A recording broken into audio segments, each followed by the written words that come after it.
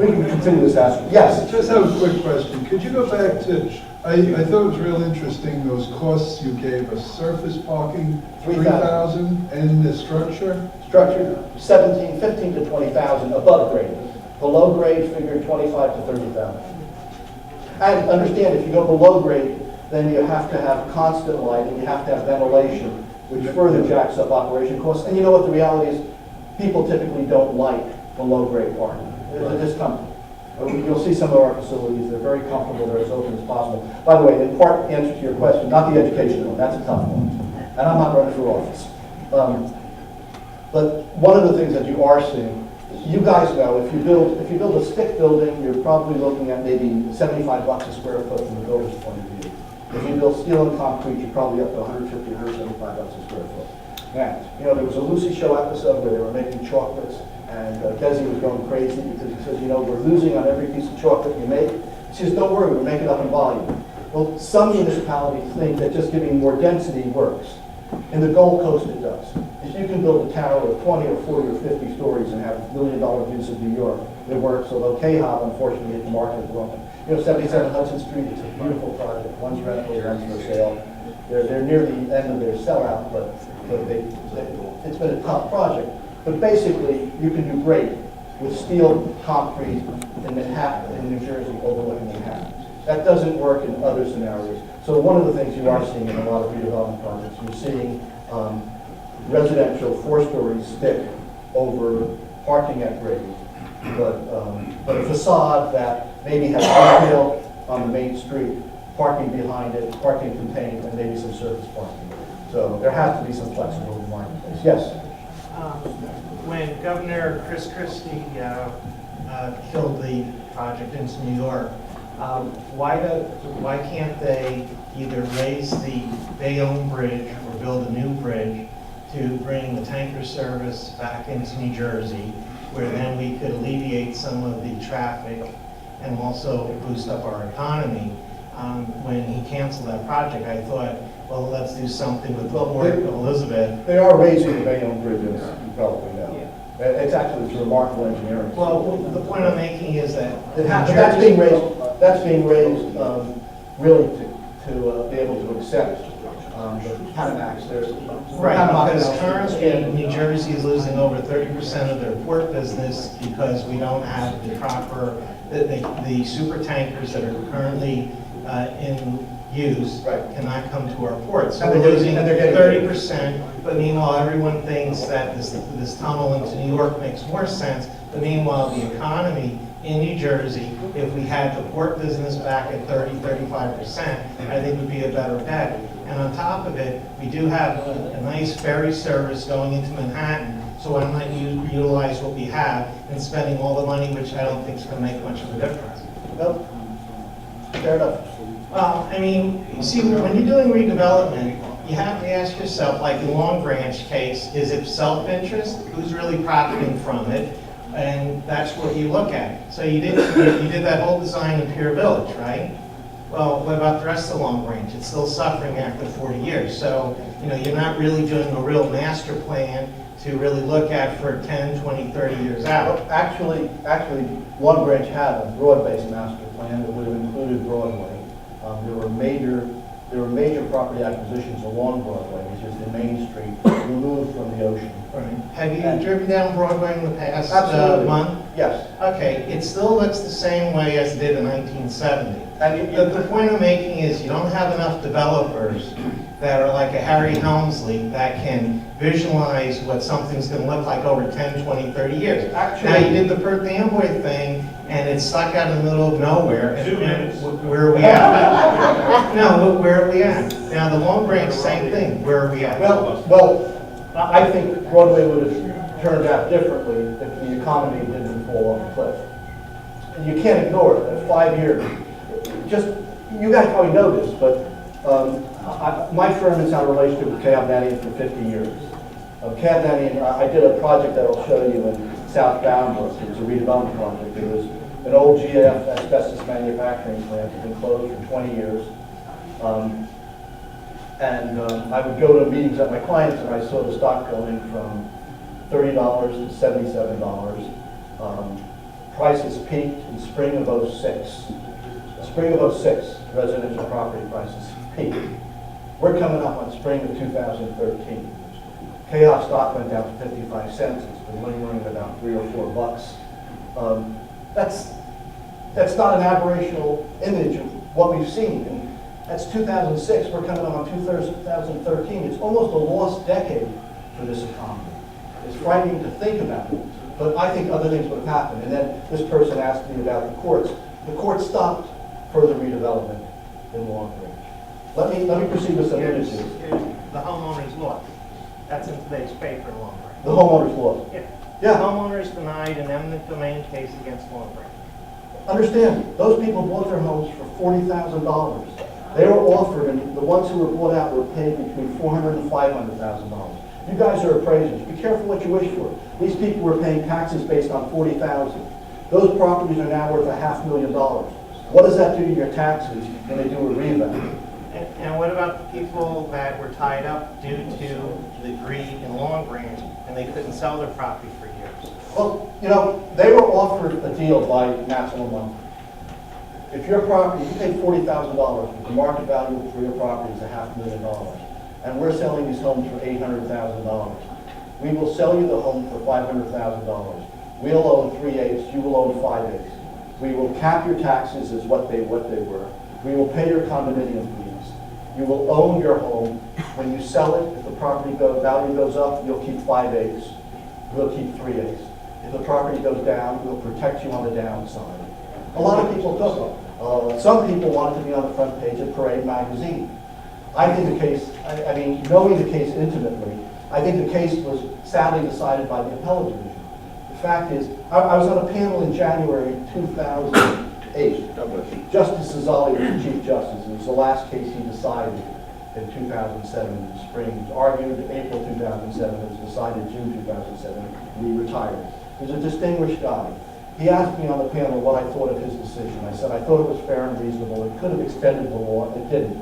I said the problem isn't your decision. The problem is that the trial and appellate courts have been reading the Star Ledger's interpretation of your decision.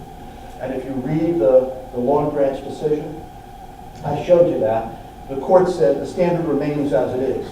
Well, the court in Long Branch case said under the heightened standard of scrutiny established under the Paulsboro Gallatin case, we have to look at this more carefully.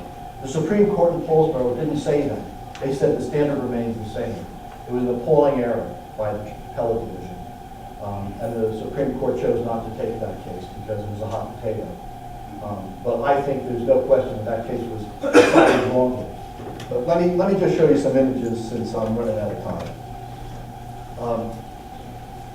We were talking about getting in the car.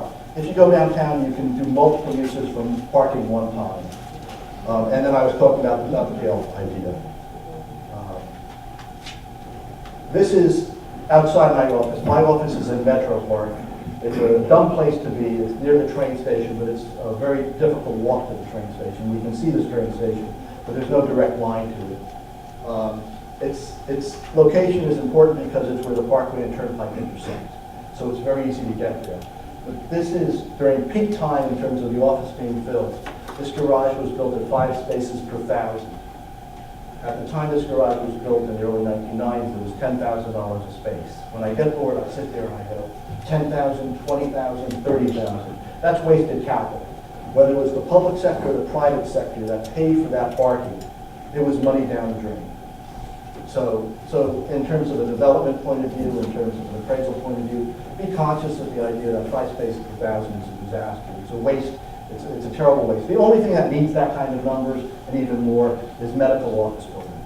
Because the doctors don't want to wait for the patients, they want the patients to wait for the doctors, so they stack everybody up, coming at 8, 5 people come at 8, and the parking demand is extraordinary. But in the downtown, just to give you a sense, for a project I'll show you, we did a parking demand for a residential unit downtown Morristown, 1 space during the day, 1.5 spaces at night.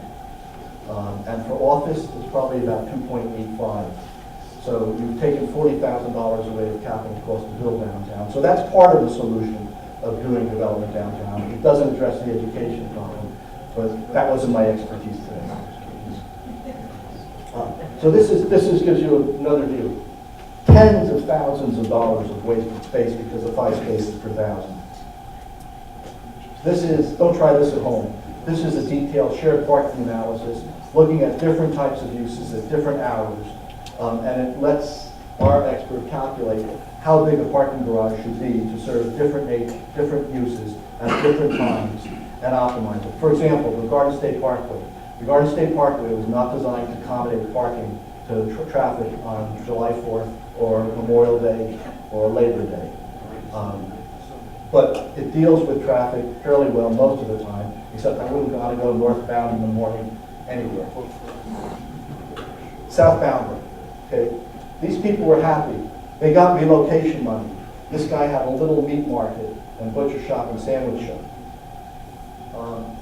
His shop, okay, this is a blue-collar community of about 5,000 people in Somerset County. Somerset County is a very rich county, but this is one of the poor communities in Somerset County. This is a beautiful round river over here, Delaware Round Canal. Low tide. Low tide. This was a manufacturing facility there for 100 years, manufacturing asbestos shingles. It closed in 1984. We started doing this project around 2005, so for 20 years, this place that employed people three shifts a day was dormant. That guy's shop was right over here. I was in the office building. There was probably a homeless family living in that building, but otherwise, nothing, no life on that site. For 20 years, that's a generation. That's just the view of it, and it dominated the town. That's what we built there, and that's a redevelopment project. And this guy moved, that guy Smiling moved from here over to here. He got tens of thousands of dollars in relocation. He was just a tenant. So he got tens of thousands of dollars in relocation. Improved a nice little shop across the street. And now has 300 people living, 400 people living across the street from him. And he's prosperous. By the way, there was a competing project in Franklin Township where the tax rate was probably 2/3 the tax rate here. So we entered into a payment of a tax structure to make this project competitive with that one. Then it was wildly successful. This project sold out before the market collapsed. By the way, just so you know, in terms of someone will be obstinate, this guy's property was probably worth $400,000. We offered him $800,000. We pushed the offer up to $1.1 million and still turned it down. He litigated for 3 years. He paid the attorney $300,000. It was a sad thing because he could have relocated very easily. And because he held up this quadrant hasn't been developed because it's been in the doldrums for the last 5 years. So everything else is, yes? Just a minor correction. You know, that's a contaminated site located in a flood zone. And It's not in a flood zone. It's not. Bound Brook is a flood zone. I praise that area and I've been. South Bound Brook is not in a flood zone. It's not. Let me finish my sentence. Okay, I praise that area. yes. The first phase did sell out, as you suggested. The second phase sold out, I think, in the past 2 years. So there's a little bit of variation to what you just said. The second phase sold half with the first phase. Underwriting murders that site. That's an appraiser issue. Dealing with flood zones and revitalization. Well, check the data because it's not a flood zone. Bound Brook You're not hearing the message. The problem, I just want to get the facts right. the It's not a problem, the flood zone. problem appraising these beautiful successes is getting them through underwriting. And, I see these, areas, I live in that general area. I see these sites come up, I know what's on the ground, and there's a part of me is obligated to say this is an industrial waste site to report it. But if I report that, the appraisal will never go through. Well, Yeah, everyone, it was fully disclosed. The cleanup of this site cost $8 million. It was cleaned up to DEP satisfaction. If you've dealt with DEP, the New Jersey Department of Environmental Protection, Fortunately, I have. they have incredibly stringent standards for residential cleanup. I was involved intensively in those negotiations. So there's no And- contamination on the site? Pardon me? There's no contamination on that site? Well, you have to go down about 10 feet. The problem is that the river is contaminated. And the river is butts up against the property, but they don't own the river. So I have all sorts of rigmaroles going through underwriting. But correct it because it's not a flood zone. Oh, I- Bound Brook has seen 20 feet of water, Oh, I just stand by the tax records and all the documents and say, but it's not.